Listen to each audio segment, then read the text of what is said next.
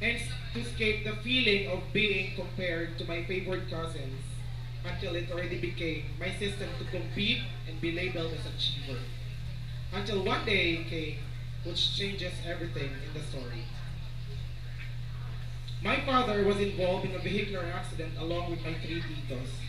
His cousin was dead on the spot while they need to bring my father to Manila as he needs to undergo immediate operation that is only available here. My father survived after having a crack on his head, on his eye, with blood coming out of his nose, his ears, and his mouth. It was almost impossible for everyone to believe that someone will survive out of a car who fell a 30 meters tall mountain and land in a solid rock. But as per my father, he is confident that someone will catch him, and God never failed him. His survival consumed everything we have and gave us nothing but death.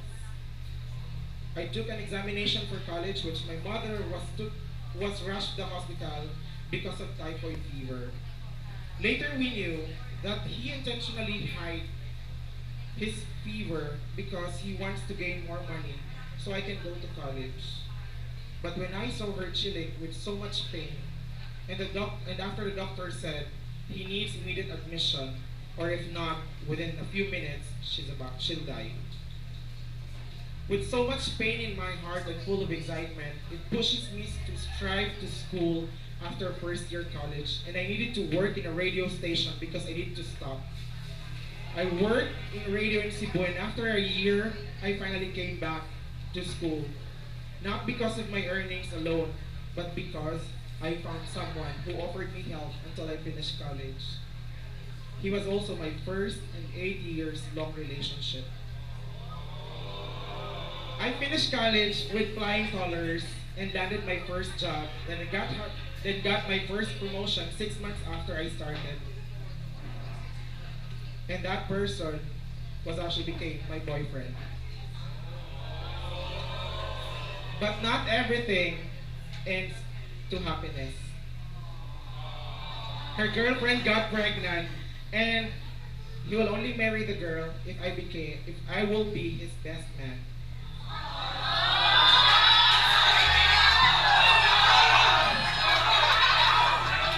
And it happened, but it was even more painful because I need to deliver my best acting skills, playing the role of someone who must wear the best smile so no one will notice the pain inside him.